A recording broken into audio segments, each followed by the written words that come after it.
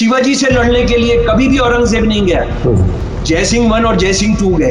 इसको हमको याद रखना। अरे मुसलमानों का रास्ता वो तो तुम्हारा रास्ता, मोहन भगवत तुम्हारी जाति के लोगों का रास्ता, तुम्हारे और जो ठाकुर जो तुम्हारे चीफ हुए आरएसएस के, उनका रास्ता। मुसलमान तो टमेरे रहे, मुसलमान तो सबसे नीचे के पायदान पे रहे, आज भी रहे। 1000 साल के बाद 100% मुसलमानों से 90% जुलाहे हों, लोहार हों, कुम्हार हों, बढ़ई का काम करते हो, दर्जी का काम करते हो, सारी जमीनें तुम्हारे पास हो, सारी नौकरियां तुम्हारे पास हो, और ये जो है जहर जाके अब सारी दुनिया के अंदर तुम फैलाना चाहते हो। मुझे लगता है मैं पर्सनली किसी के भी पाबंदी के खिलाफ नहीं हूं, मैं किसी को बैन करवाना नहीं चाहता हूं, लेकिन अगर यूरोप की जो मल्टी कल्चरल को सपोर्ट करने वाले लोग हैं, जो ऑर्गेनाइजेशंस हैं, अगर वो हिंदुत्व किस तरह से सारी दुनिया के फैशिस्ट के साथ मिलकर सारी दुनिया के मल्टी कल्चरलिज्म को, जो हिंदुस्तान का जो मॉडल वो लागू करना चाहता है, अगर उसको नहीं करेंगे तो ये बहुत बहुत बुरा होगा। और सबसे ज्यादा खतरनाक हमारे लिए ये है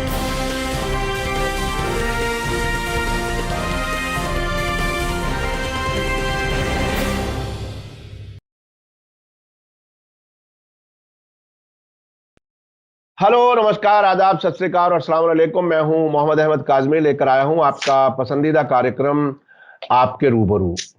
इस वक्त देश को और देश की सियासत को समझना जितना मुश्किल है उतना ही आसान भी है। आसान इसलिए कि अगर हमें कुछ लोग, जानकार लोग कुछ चीजें बता देते हैं बर वक्त, तो हमें समझना आसान हो जाता है। इस वक्त जिस तरह से हिंदुत्व कभी खुल करके, कभी ढक करके पेश किया जा रहा है, वो हमारे सामने है। अभी पिछले दिनों आरएसएस प्रमुख मोहन भागवत जी से कुछ मुसलमान मिले थे, उसके बाद आरएसएस की तरफ से कोई खास बयान नहीं आया था। अब उस सिलसिले में खुद मोहन भागवत जी ने विजयदशमी के मौके पर जो सालाना उनकी तकरीर होती है नागपुर में, उसका उन्होंने जिक्र किया है। उससे अलावा भी बहुत कुछ उन्होंने बातें कही हैं। आरएसएस का जो प्लान है, किस तरह से वो हिंदू राष्ट्र की तरफ जाना चाहते हैं। और उन्होंने एक बात और बहुत दिलचस्प कही है।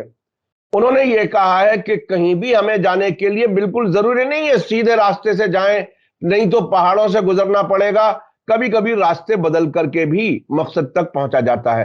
तो ये इस किस्म की बात से अंदाज होता है कि ये वक्ती तौर पर कुछ एडजस्टमेंट्स हो सकते हैं, जो मुसलमानों से या किसी से भी मुलाकात करके वो अपने कोई मकसद हासिल करना चाहते हैं। उन्होंने इशारों में ये बात कह दी है। इसके अलावा हिंदू सेवा संघ जो विदेशों में काम करती है, आरएसएस की का ही हिस्सा है, विदेशों में हिंदुत्व को फैलाने के लिए काम कर रही है, वो किस तरह से काम कर रही है। और अभी हमारे पास जो आज ही अखबारों में खबर है, वो दुबई में दूसरा मंदिर खुला है, इनॉग्रेशन हुआ है, और वहां इस वक्त हरियाणा के चीफ मिनिस्टर भी मौजूद हैं। ये सब क्या कुछ है, हमने अब से पहले भी बात की थी। शमसुल इस्लाम साहब जो बहुत ही जाने माने राइटर हैं, उन्होंने दर्जन से ज्यादा आरएसएस के बारे में किताबें लिखी हैं और बहुत से इश्यूज पर बहुत ही गहराई से अपनी बात रखते हैं। चाहे वो मुसलमानों का आजादी में क्या कुछ हिस्सा था, हिस्सेदारी थी, वो मामला हो, या सांप्रदायिकता हो, या हिंदुत्व का जो प्रोजेक्ट है मुल्क में कैसे चल रहा है, उसको बहुत ही गहराई से जानते हैं। शमसुल इस्लाम साहब, वेलकम है आपका। मीडिया स्टार वर्ल्ड को आपने वक्त दिया, आप हमें वक्त दे देते हैं, उसके लिए बहुत बहुत शुक्रिया। आप ये बताइए, एक ओवरऑल अगर आप कुछ बता सकें, क्या कुछ कहा है मोहन भागवत जी ने अपनी जो सालाना तकरीर है उसमें, क्योंकि ये बड़ी लैंडमार्क तकरीर कहलाती है और इसके साथ साथ वो हथियारों की पूजा भी कराते हैं। अब इस वक्त चूंकि ऐसा लगता है कि मुल्क के हिंदू राष्ट्र की तरफ जाते हुए मुख्तलिफ मरहले जो हैं, उनमें वो हर साल की तकरीर उनकी काफी अहम होती है। आप इसको कैसे देख रहे हैं? जी, आप बहुत शुक्रिया मीडिया स्टार वर्ल्ड, जिसको मैं अब शॉर्ट कर दूंगा MSW, कि मुझे मौका देता है अपनी बात रखने का। और जैसा आपने बयान किया, बहुत परेशान कुन, बहुत तकलीफ देने वाली चीजें घट रही हैं, और लेकिन मैं MSW के सुनने वाले दोस्तों को ये भी बताना चाहता हूँ कि मैं सिर्फ हिंदुत्व पर नहीं लिखता हूँ, मैं हर तरह की मजहबी कट्टरता की जो राजनीति है, बल्कि मजहब की जो राजनीति है उसके खिलाफ लिखता हूँ। और मेरी सबसे पसंदीदा किताब है वो पार्टीशन पर है, कि किस तरह से मुस्लिम लीग ने वो पार्टीशन इस देश पर थोपा। और कि हिंदुत्ववादी तो बहुत पहले से चाहते थे, तो वो मैं उसको बहुत साफ करके लिखता हूँ। मैं बहुजन दलितों के हक में, औरतों के हक में, जुल्म के खिलाफ, इंपीरियलिज्म के खिलाफ लगातार लिखता हूँ, और उसमें जो भी मुजरिम होते हैं उनकी बात करता हूँ। तो आपने सही फरमाया कि कल जो दशहरे के दिन RSS की स्थापना हुई थी, RSS को फाउंड किया गया था, वो इनका एक तरह से सालगिरह होती है।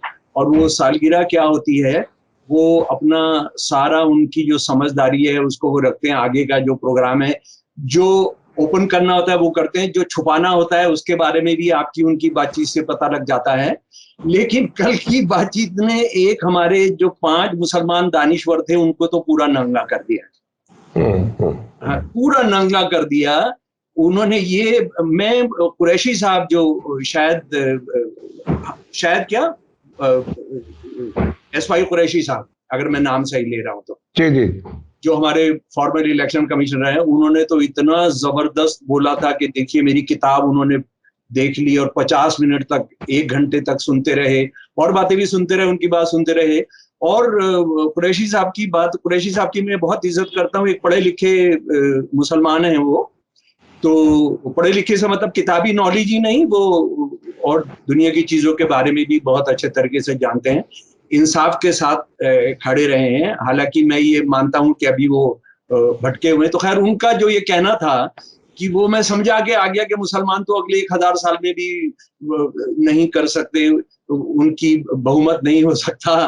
तो वो उन्होंने वो पंक्चर कर दिया मोहन भगवत जी ने। मोहन भगवत जी ने बिल्कुल बता दिया कि जो डेमोग्राफिक चेंज है वो बहुत खतरनाक चीज है, और वो जो है हिंदू, उन्होंने कहा तो नहीं लेकिन ये कहा कि हिंदू जो है माइनॉरिटी में आ जाएंगे। और उसके अलावा जो एक बहुत शर्मनाक बात कल हुई उस प्रोग्राम में, कि एक महिला को उन्होंने, जो बहादुर महिला संतोष यादव, जो एक ऐसे गांव से आती हैं जिस गांव में स्कूल नहीं था, लड़कियों के जाने पर पाबंदी थी, उनके माँ बाप इतने बहादुर बच्ची को पढ़वाया, और उस बच्ची ने 2 बार एवरेस्ट को फतह किया, और एक बार तो ऐसी मुश्किल तरफ से फतह किया, जैसा मेरी समझदारी है कि वो तिब्बत की तरफ से जहां से चढ़ना नामुमकिन होता है, उनको बुलाया।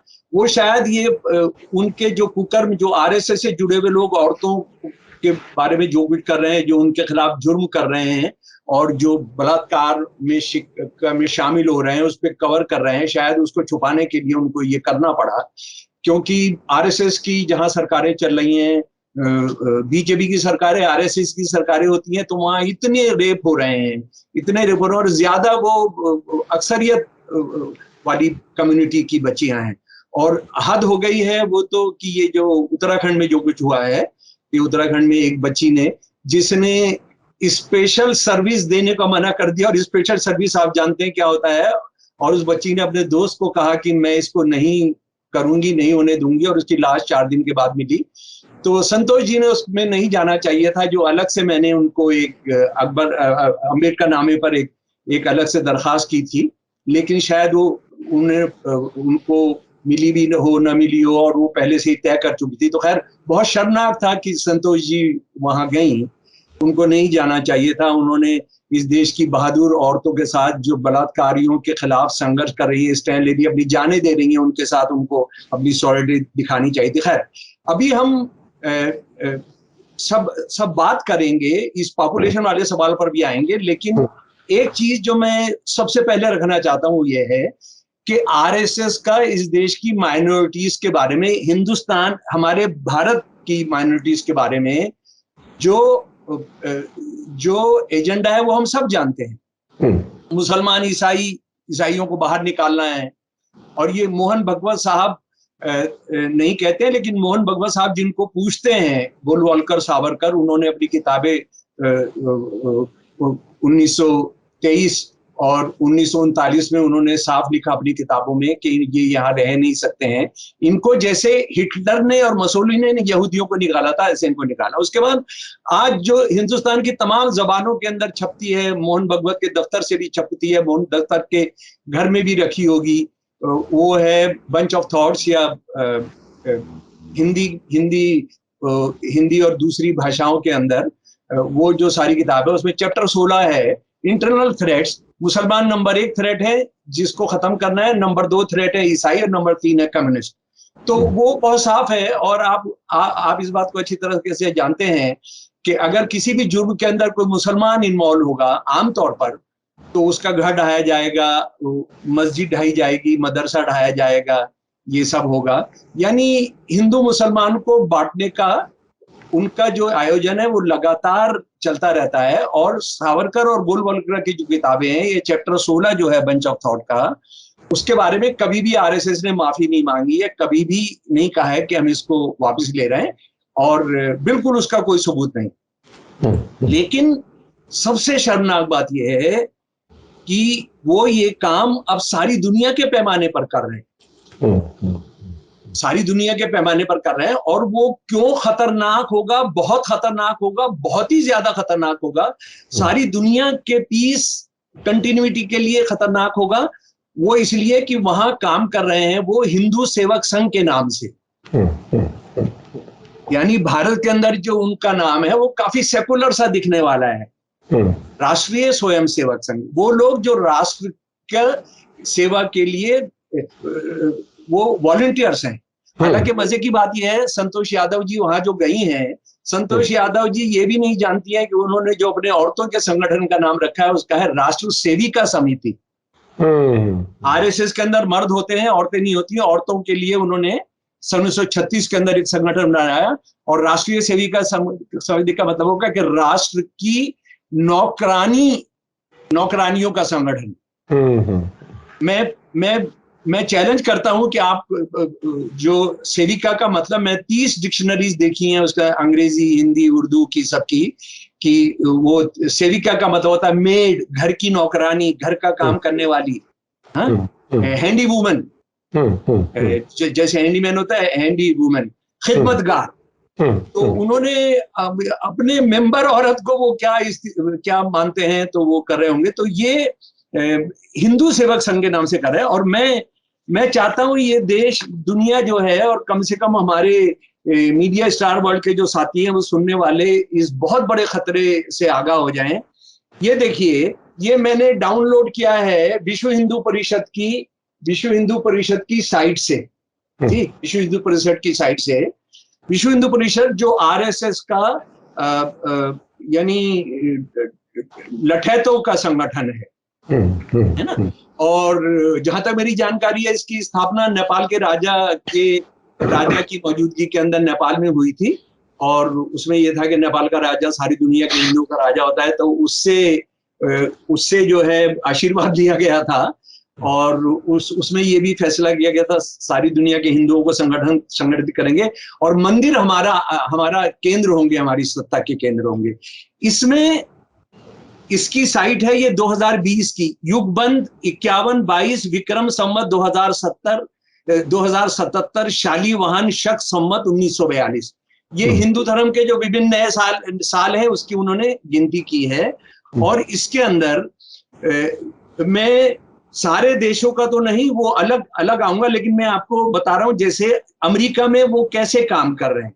ये विदेश में हिंदू अलग से उनका एक साइट पर है, विदेश में Hindus abroad, north America zone, सारी दुनिया को जोन में बांटा है। यूएसए, वहां पर जो मेन हिंदू ऑर्गेनाइजेशन है, विश्व हिंदू परिषद अमेरिका, हिंदू स्वयं सेवक संघ, तैयार Swaminarayan, Bharat Sevak Sangh, international society for Krishna consciousness, ISKCON जो अपने आप को इंडिपेंडेंट कहता है, जो सारे मुसलमान देशों के अंदर भी है, जिसके मंदिर गल्फ के अंदर भी हैं, वो विश्व हिंदू परिषद के साथ मिलकर काम करता है, आरएसएस के साथ मिलकर काम करता है। चिन्मय मिशन जो अपने आप को ये कहता है कि हम तो हिंदू धर्म के लिए, हमारा किसी राजनीति से कोई ताल्लुक नहीं, उनके साथ काम करता है।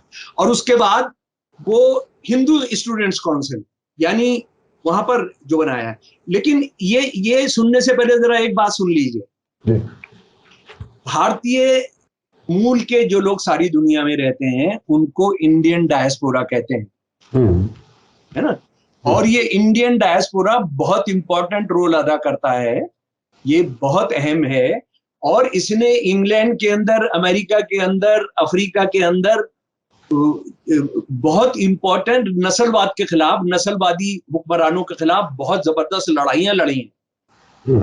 हम इस बात को अच्छे तरीके से जानते हैं कि साउथ अफ्रीका में मंडेला के जो सारे दोस्त थे वो इंडियन डायस्पोरा कहते हैं, उसमें बहुत ज्यादा मुसलमान थे, बहुत ज्यादा लीडिंग जो खरबपति वो मुसलमान उसके अंदर शामिल थे। इंग्लैंड के अंदर हिंदू मुसलमान सिख उसके अंदर शामिल थे।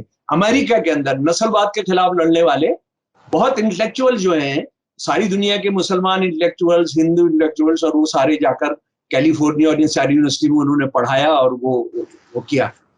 जब आप इन देशों में जाकर इंडियन डायस्पोरा में एक संगठन बनाते हैं, हिंदू सेवक संघ, तो इसका मतलब बहुत साफ है कि आप इंडियन डायस्पोरा को बांट दे रहे हैं। जो खेल आप हिंदुस्तान में खेल रहे हैं सत्ता में आने के लिए, वो वहां पर जो एकता है, जो हिंदू मुसलमान सिख जैन बौद्ध इंडियन डायस्पोरा की, हिंदुस्तानी मूल के लोगों की, उसको आप तोड़ दे रहे हैं। आप एक क्रिमिनल खेल खेल रहे हैं।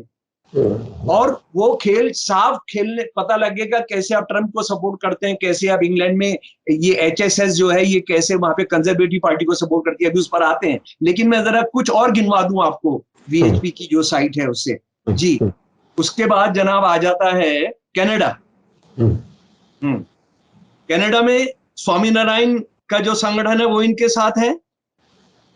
और अच्छा मजे की बात ये, वो ये नहीं कह रहे हैं ये सहयोगी संगठन है, वो कह रहे हैं कि हमारे जो मेन हिंदू ऑर्गेनाइजेशंस हैं, ठीक है, यानी वो ये भी बताने की कोशिश कर रहे हैं हमारे अपने संगठन है।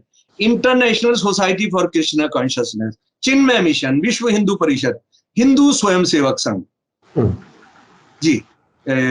सॉरी ये इस पर जरा सा मुझे वो होगा कि ये हिंदू सेवक संघ है या हिंदू सेवा संघ है। चलिए ये हिंदू सेवक संघ वो यहाँ पर लिख रहा है, यानी वो HSS है वो HSS जी। उसके बाद आप आ जाइए साउथ अमेरिका जोन। अच्छा मजे की बात ये है कि ये जो कनाडा है, कनाडा के अंदर ये सारे काम कर रहे हैं। और कल परसों खबर आ रही थी कि कनाडा के ब्रैम्पटन जो शहर है उसके अंदर एक पार्क है, और उस पार्क का नाम ही है, उस पार्क का नाम है गीता पार्क। गीता पार्क है ना, उसमें कुछ उसका कुछ जो नाम लिखा था वो कुछ गड़बड़ हुआ था, उस पर प्रोटेस्ट किया, इंडियन एम्बेसी ने भी प्रोटेस्ट किया था। लेकिन ये MSW के दोस्तों मैं आपको बताना चाहता हूं, हिंदुस्तान के अंदर, भारत के अंदर आप कल्पना कर सकते हैं इस देश में कहीं कुरान पार्क बनाने की, कहीं बाइबल पार्क बनाने की इजाजत मिल सकती है? बिल्कुल नहीं मिल सकती है, कभी नहीं मिलेगी। वो वहां के मल्टीकल्चरलिज्म का फायदा उठा रहे हैं, मल्टीकल्चरलिज्म का फायदा उठा रहे हैं, और वहां के हिंदुओं को जो डायस्पोरा है उसको बांट रहे हैं। उसके बाद जनाब आ जाइए South American zone, Trinidad and Tobago, main Hindu organization Sanatan Dharma Mahasabha, स्वाहा, चिन्मय मिशन, हिंदू स्वयं सेवक संघ, विश्व हिंदू परिषद जी। उसके बाद गयाना, ये काफी लैटिन अमेरिका और अफ्रीका के अंदर कर रहे हैं। गयाना के अंदर हिंदू महासभा, भारत सेवाश्रम संघ, हिंदू स्वयं सेवक संघ, इस्कॉन, विश्व हिंदू परिषद, ठीक है जनाब। सुरीनाम, आर्य समाज भी शामिल है, यहां भी शामिल है बहुत सारी जगह, सनातन धर्म सभा, हिंदू स्वयं सेवक संघ, विश्व हिंदू परिषद। फिर उसके बाद यूरोप जोन, बहुत इंपॉर्टेंट है जनाब, सुनना चाहिए। यूनाइटेड किंगडम, हिंदू स्वयं सेवक संघ, विश्व हिंदू परिषद UK, स्वामीनारायण संगठन जी, भारत सेवाश्रम संघ, यानी इसमें सर्वोदय को भी शामिल कर लिया है उन्होंने जी, ISKCON, Chinmaya mission, national Hindu student forum, Hindu forum Britain जी। उसके बाद जर्मनी, विश्व हिंदू परिषद, हिंदू स्वयं सेवक संघ, इस्कॉन। नॉर्वे, विश्व हिंदू परिषद, नॉर्वे हिंदू स्वयंसेवक संघ।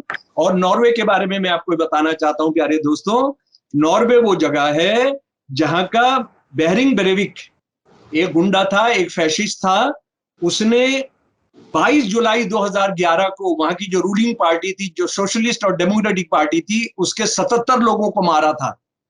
और उसने 1200 पेज का एक मैनिफेस्टो लिखा था, 1200 पेज का एक मैनिफेस्टो लिखा था, जिसमें 152 पेज आरएसएस, बीएचपी, एबीवीपी की तारीफ में थे। और ये कहा गया था कि ये जो है दुनिया में इस्लाम से लड़ने के लिए,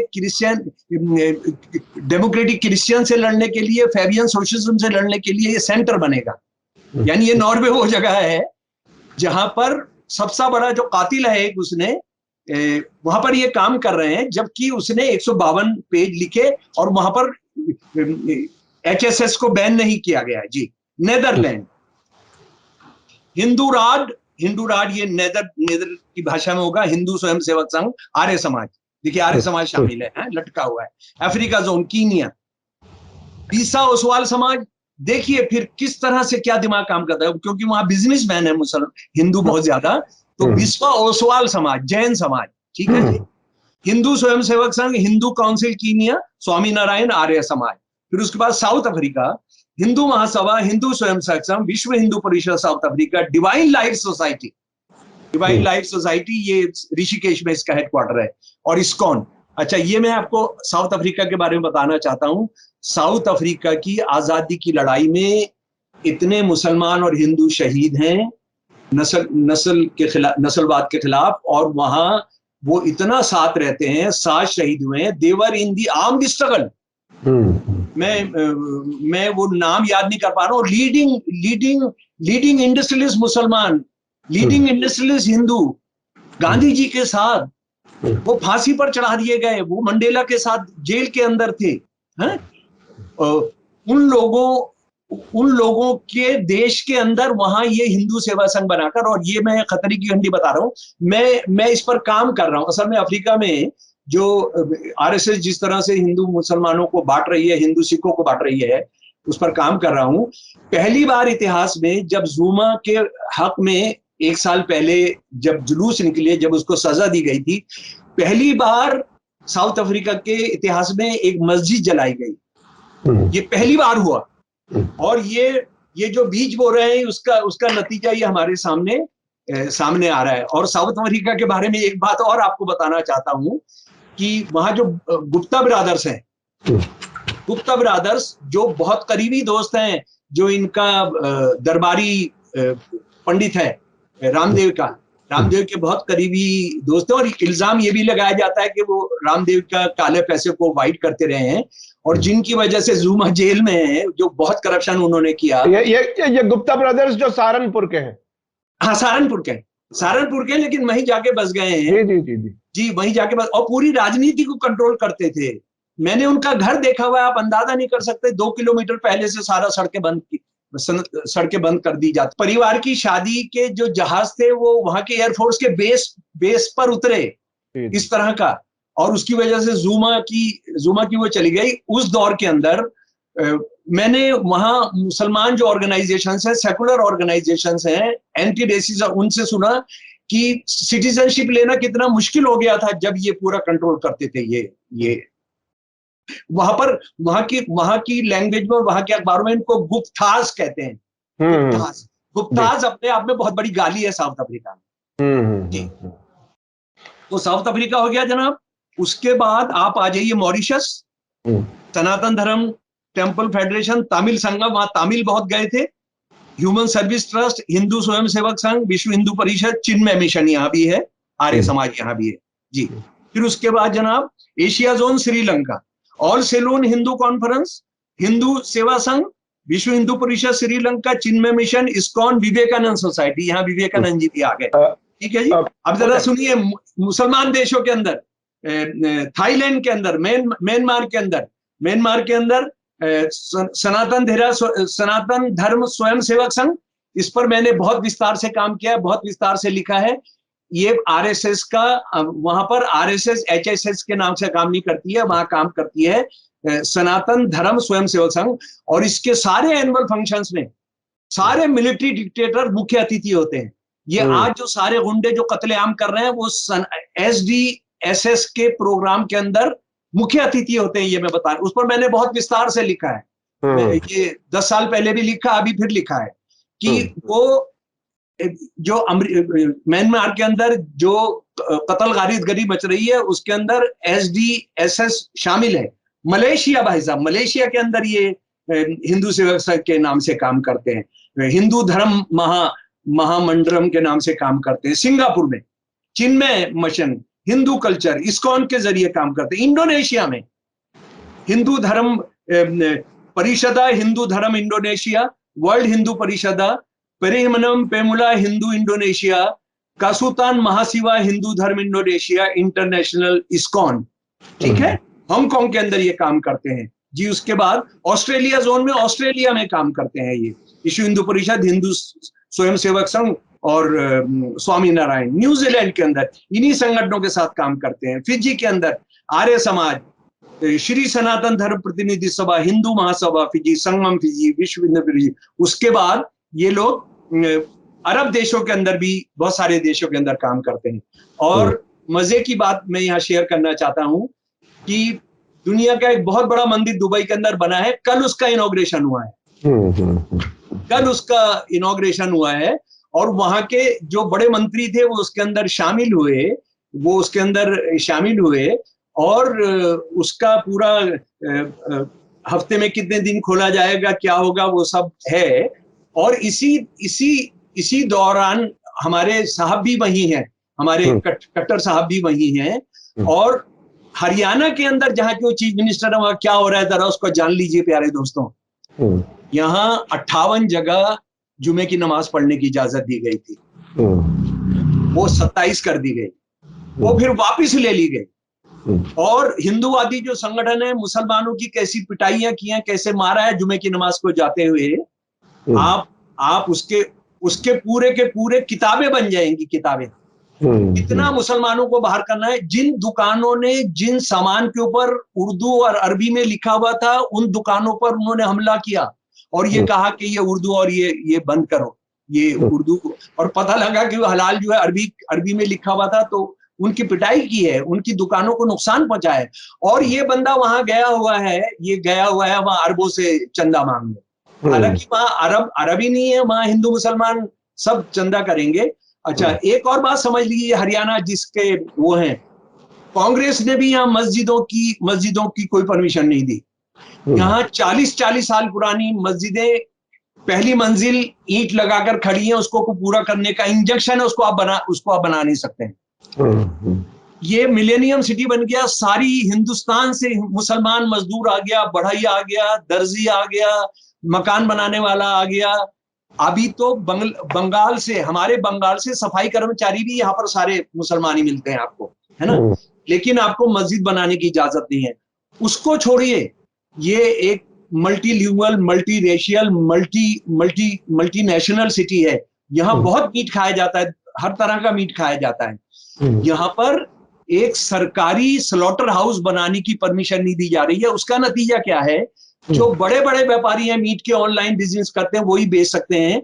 जो खटीक हिंदू और गरीब मुसलमान जो इस मीट का धंधा करते हैं, उनसे कहा जाता है तुम लाइसेंस जगह से मीट लाओ, आप बनाने नहीं देंगे, आप स्लॉटर हाउस की जगह अलॉट नहीं करेंगे। जहां अलॉट करेंगे वहां मुझे बहुत अफसोस के साथ कहना पड़ता है कि स्वामी अग्निवेश जैसा भी आदमी जो अपने आप को सेकुलर कहता था, वो भी जाके धरने में शामिल होता था कि यहाँ पर हम स्लॉटर हाउस नहीं बनने देंगे।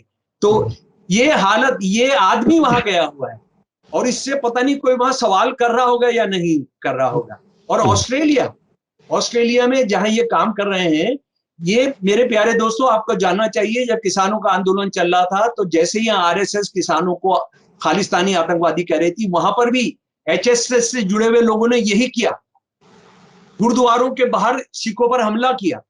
और वहां के गुंडे जिसको वहां की सरकार ने बाहर निकाला, उसका नाम था, उसका असल में 2 नाम लिए जा रहे हैं। एक तो सूद कहा जा रहा है और जी वो जो शख्स है, वो जब यहाँ भारत आया तो हरियाणा आया तो उसका जबरदस्त स्वागत किया गया, उसका बहुत जबरदस्त स्वागत किया गया। असल में मैंने वो उसका न्यूज टाइम्स ऑफ इंडिया की कटिंग भी निकाल कर आ गई ये लीजिए, ये है जनाब, ये इनका नाम उन्होंने असल में विशाल जूद लिख दिया है, ये विशाल सूद है।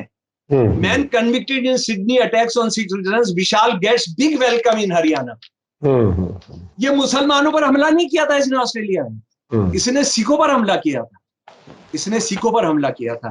तो ये इसको हमको अच्छे तरीके से समझने का है। और दो बात और बताता हूं, उसके बाद हम जरा आएंगे पॉपुलेशन और इसके सवाल पर। आप ये समझ लीजिए कि 2014 के अंदर न्यूयॉर्क टाइम्स ने एक एडिटोरियल लिखा कि आरएसएस कैसे म्यांमार और श्रीलंका में फासिस्ट बुद्धिस्ट के साथ मुसलमान और ईसाइयों के खिलाफ एक घेराबंदी कर रही है, एक नेटवर्क बना रही है।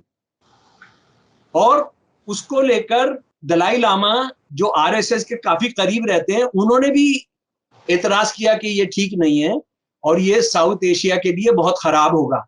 और उसमें न्यूयॉर्क टाइम्स ने खास तौर पे राम माधव का नाम लिखा कि राम माधव वहां जाते हैं और राम माधव वहां पर हलाल के खिलाफ, और जो मस्जिदें बढ़ रही हैं उनके खिलाफ जाकर वो बराबर ट्वीट करते हैं और वहां के जो फैशिस्ट संगठन है उनको बधाई देते हैं। यहां हरियाणा के अंदर कोई मस्जिद नहीं बन सकती। जहां आरएसएस बीजेपी का राज है, वहां अगर 10-20 मुसलमान किसी घर में पढ़कर नमाज भी पढ़े तो उसको आप बुलडोज कर देते हैं, उसको आप करने नहीं देते। आप एक चर्च 5 ईसाई अगर मिलकर अगर करें और प्रेयर कर रहे हो तो आप उनको गिरफ्तार कर देते हैं। 10 ईसाई अपने बच्चों को लेकर किसी प्रोग्राम के अंदर लेकर जा रहे हो, अभी परसों की घटना है, आप उनको पकड़कर जेल में डाल देते हैं। जी, ये बिल्कुल साफ हो रहा है। तो अब जरा सा हम ये पॉपुलेशन मैं थोड़ा सा यहां तक जो बात हुई उसमें एक दो चीजें जो कॉमन जो चीजें समझ में आ रही हैं वो ये कि दर्शकों को थोड़ा सा मैं ठहर करके एक बात बताऊं कि शमसुल इस्लाम साहब ने जिस तरह से म्यांमार के बारे में बताया कि वहां भी इन्हीं से जुड़ी हुई ऑर्गेनाइजेशन काम कर रही है। रोहिंग्या मुसलमान लाखों की तादाद में बांग्लादेश में है, भारत में आए तो भारत से बाहर निकालने का भी एक सिलसिला हुआ, क्योंकि यहां तो हुकूमत ही उन्हीं लोगों की है। उसके अलावा श्रीलंका का भी आपने जिक्र किया। और जिस तरह से अरब मुल्कों में भी अब मंदिर बनाने का सिलसिला शुरू हुआ है, पहले आपको याद होगा हमारे प्रधानमंत्री जी ने अबू धाबी में एक मंदिर का संगे बुनियाद रखा था। अब ये दुबई से एक मंदिर के इनॉग्रेशन की खबर आई है।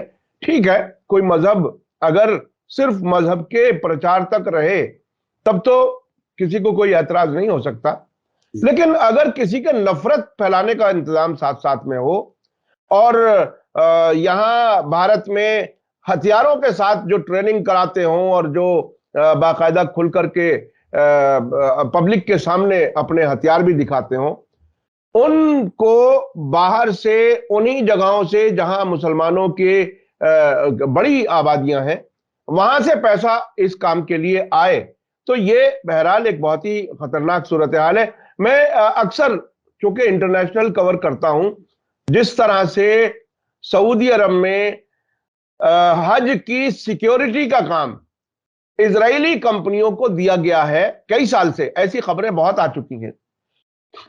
अब ये हिंदू ऑर्गेनाइजेशंस भी, और हिंदू ऑर्गेनाइजेशन जब मैं कह रहा हूं तो एक्सट्रीमिस्ट कह रहा हूं मैं, आम हिंदुत्व ऑर्गेनाइजेशन, हिंदुत्व ऑर्गेनाइजेशन वो वहां नफरत फैलाने का ही काम कर रही हैं।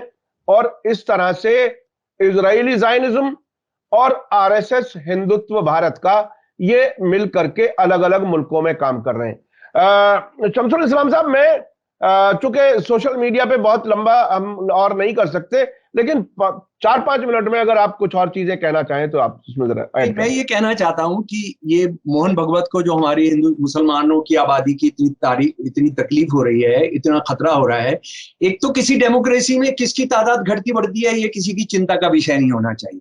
ये सिर्फ रेसिस्ट को होता है, ये मसोलोनी को था, ये हिटलर को था, ये ट्रम्प को है, जो क्रिश्चियन राइटिस्ट है कि ईसाइयों की संख्या कम हो रही है ना। मैं आपको ये बताना चाहता हूं, सरकारी आंकड़े हैं, सरकारी डेटा है कि अमेरिका में हिंदुओं की संख्या 100% बढ़ गई है, न्यूजीलैंड के अंदर 80% बढ़ गई है, ऑस्ट्रेलिया के अंदर 80% बढ़ गई है, इंग्लैंड के अंदर 80% हिंदुओं की संख्या बढ़ गई है, हिंदुओं की संख्या बढ़ गई है। तो आप क्या आप ये कहना चाह रहे हैं कि वहां के जो क्रिश्चियन राइटिस्ट हैं उनको इस बात की चिंता होनी चाहिए? अच्छा, दूसरी ये एक इतना फजूल की बात जिसको मुझे लगता है कि मुसलमान जो ऑर्गेनाइजेशंस हैं, कम से कम इनको इतना तो मुर्दा नहीं होना चाहिए, इनको कोर्ट जाना चाहिए डिफेमेशन करते हुए। मैं आपको बता रहा हूं, सबसे पहला सेंसस हुआ हिंदुस्तान में, अंग्रेजों ने कराया 1871 और 72 के अंदर, 71 और 72, और उसमें धर्म उन्होंने शामिल किया था। और उसके अंदर जो मैं इंग्लैंड की स्टेशनरी का अलग डिपार्टमेंट है, उसने जो छापा था उसका बता रहा हूं कि उसमें 1871-72 में 114 करोड़ 5 करोड़ हिंदू और सिख थे, जो 73.5% थे। 40.75 मिलियन मुस्लिम्स थे, जो 4 करोड़ मुसलमान थे, जो 21.5% थे। यानी जब मुसलमानों का 1000 साल का राज था जिसमें हिंदुओं का कत्लेआम किया गया था, उनको सबको लूट लिया गया था, मुसलमानों की संख्या कितनी थी? 21.5%, और वो अब घटकर 14%, 14.25% रह गई है। हाँ जी। तो ये मुसलमान 1000 साल के राज में मेजॉरिटी में नहीं हुए, क्योंकि वो मुसलमान राज नहीं था, वो ब्राह्मण राज था, वो ठाकुर राज था, वो कायस्थ राज था। 300 जो बड़े बड़े सरदार जो उस जमाने के बायोग्राफीज जमा किए उस जमाने में, उसमें 300 के अंदर 100 से ज्यादा जो उनके सरदार थे, जो लीडिंग कमांडर्स थे, वो हिंदू थे। हिंदू यानी ब्राह्मण थे या कायस्थ थे। शिवाजी से लड़ने के लिए कभी भी औरंगजेब नहीं गया, जयसिंह 1 और जयसिंह 2 गए। इसको हमको याद रखना। अरे, मुसलमानों का रास्ता वो तो तुम्हारा रास्ता, मोहन भगवत तुम्हारी जाति के लोगों का रास्ता, तुम्हारे और जो ठाकुर जो तुम्हारे चीफ हुए आरएसएस के, उनका रास्ता। मुसलमान तो कमेरे रहे, मुसलमान तो सबसे नीचे के पायदान पे रहे, आज भी रहे। 1000 साल के बाद 100% मुसलमानों से 90% जुलाहे हों, लोहार हों, कुम्हार हों, बढ़ई का काम करते हो, दर्जी का काम करते हो, सारी जमीनें तुम्हारे पास हो, सारी नौकरियां तुम्हारे पास हो, और ये जो है जहर जाके अब सारी दुनिया के अंदर तुम फैलाना चाहते हो। मुझे लगता है, मैं पर्सनली किसी के भी पाबंदी के खिलाफ नहीं हूं, मैं किसी को बैन करवाना नहीं चाहता हूं, लेकिन अगर यूरोप की जो मल्टी कल्चरल को सपोर्ट करने वाले लोग हैं, जो ऑर्गेनाइजेशंस हैं, अगर वो हिंदुत्व किस तरह से सारी दुनिया के फैशिस्ट के साथ मिलकर सारी दुनिया के मल्टीकल्चरलिज्म को, जो हिंदुस्तान का जो मॉडल वो लागू करना चाहता है, अगर उसको नहीं करेंगे तो ये बहुत बहुत बुरा होगा। और सबसे ज्यादा खतरनाक हमारे लिए ये है कि हमारे इंडियन डायस्पोरा जो है उसको ये गली गली में बांट देंगे, क्योंकि चाहे इंग्लैंड हो, चाहे फ्रांस हो, चाहे जर्मनी हो, चाहे ऑस्ट्रेलिया हो, हिंदू मुसलमान साथ साथ रहते हैं। और आखिर में एक बात मैं मजे की आपको बताता हूँ, अमेरिका है ना, अमेरिका में हिंदू मुसलमानों के कब्रिस्तान अलग नहीं होते हैं। आपने जमीन खरीदनी पड़ती है, वहीं रामाबाई की कब्र है, वहीं शमसुल इस्लाम की कब्र है, मतलब इस तरह का आपने जमीन खरीदनी पड़ती है। ये हिंदू सेवक संघ वाले कब वहां कब्रिस्तान की हिंदू उसकी जगह मांगेंगे, वो भी एक दिन आएगा। वहां सारे कब्रिस्तानों के अंदर जो मरने की जगह है, वहां सबकी एकता है, सब एक साथ रहते हैं। ईसाइयों की भी मजार वही है, मुसलमान के मजार वही है, इनकी भी जो अपनी राख होती है, वो भी अस्थियां होती है, वो भी वहां वो है। तो ये दुनिया के साथ जो करेंगे, और बाबा साहब अम्बेडकर ने बिल्कुल सही कहा था कि जो हिंदुत्व है, जो ब्राह्मणवाद है, ये बांटता है और सिर्फ बांटता है और बांटता है, और इसको ये हिंदू धर्म के खिलाफ है। इसने हिंदू धर्म के एक बहुत बड़े पूजने वाले जो एक पुजारी को, उसको मारा, जिसका नाम गांधी था। तो ये कितनी नफरत फैला सकते हैं। एक देश जिसमें 80% हिंदू रहते हो, उसमें हिंदुओं को खतरा हो गया हो और आप हिंदुओं के लिए मनुस्मृति ले आना चाहते हो हिंदू औरतों के लिए, हिंदू शूद्रों के लिए, तो आप मुसलमानों के साथ कितनी नफरत करते होंगे, ईसाइयों के साथ कितनी नफरत करते होंगे, और वो नफरत किस तरह से दुनिया के चप्पे चप्पे में फैलाएंगे, उससे हमको होशियार रहना है। जी जी जी, बहुत बहुत शुक्रिया शमसुल इस्लाम साहब। आपसे हमेशा बात करने में बहुत सी चीजें सीखने को, समझने को मिलती हैं, और हमेशा ऐसा लगता है कि बात अधूरी छोड़नी पड़ रही है। फिर नेक्स्ट टाइम जब हम आपसे बात करेंगे तो ये बात आगे बढ़ाएंगे। क्या कुछ सूरत हाल है, ये बहुत ही खतरनाक सिनेरियो है जो कुछ शमसुल इस्लाम साहब ने बताया कि दुनिया भर में किस तरह से लोगों को बांटने का इंतजाम किया जा रहा है, किस तरह से नफरत, और खास तौर पे जो भारतीय विदेशों में रहते हैं उनका भी इत्तेहाद खत्म किया जा रहा है। और मैं तो बहुत से मुल्कों में गया हूं, वहां बल्कि उससे आगे बढ़कर के एशियंस एक जगह इकट्ठे हो जाते हैं। हिंदुस्तानी, पाकिस्तानी और बांग्लादेशी, ये सब लोग आपस में बहुत अच्छे दोस्त होते हैं। वहां भारत के ही लोगों को भी बांटने का इंतजाम किया जा रहा है। 53 देशों में काम कर रहे हैं, 53 देशों में। जी जी, हिंदू स्वयं सेवक संघ 53 देशों के अंदर शाखाएं लगा रहे हैं। ये है, देखिए कितना खतरनाक सिनेरियो है। 53 मुल्कों में अगर नफरत के लिए लगातार काम होगा तो वो एक तरह से टाइम बॉम्ब की तरह से कभी तो एक्सप्लोड करेगा, और जब वो एक्सप्लोड करेगा तो क्या कुछ रहेगा इस दुनिया में, कौन लोग सुकून से रह पाएंगे, ये एक बहुत बड़ा सवाल है। बहुत बहुत शुक्रिया शमसुल इस्लाम साहब, आपने वक्त दिया। इसी के साथ मुझे दीजिए वर्ल्ड के साथियों को, सुनने वालों को मेरा बहुत बहुत प्यार, बहुत बहुत प्यार। आप जो कमेंट्स लिखते हैं उससे बहुत अच्छा लगता है, मुझे सीखने का मौका भी मिलता है। बहुत बहुत शुक्रिया काज़मी साहब, आपका मैं बहुत एहसानमंद हूँ, बहुत एहसानमंद हूँ कि आपने मुझे मेरे दिमाग में जो कुछ रहता है उसको आवाज दिला रहे हैं। बहुत बहुत शुक्रिया। आया साहब, बहुत बहुत शुक्रिया। नहीं साहब, ये हमारी कमी है कि हम आप तक देर से पहुंचे हैं, लेकिन ये कि हम कोशिश करते रहेंगे कि ये बातें जो लोगों को जोड़ने की हैं, मोहब्बत बढ़ाने की हैं, और लोगों को नफरत वाले प्रोग्राम से होशियार करने की बातें हैं, वो हम आप तक पहुंचाने का सिलसिला जारी रखेंगे। मेरा नमस्कार, मेरा सलाम, अस्सलाम वालेकुम, सत श्री अकाल। बहुत बहुत शुक्रिया, बहुत बहुत शुक्रिया सर, बहुत बहुत शुक्रिया। मीडिया स्टार वर्ल्ड के और वीडियो देखने के लिए हमारे चैनल को सब्सक्राइब करें और सीधे नोटिफिकेशन पाने के लिए बेल आइकन दबाएं। और अगर हमारी खबर सच्ची और अच्छी लगे तो अपने व्हाट्सएप, इंस्टाग्राम, फेसबुक और ट्विटर अकाउंट पर जरूर शेयर करें।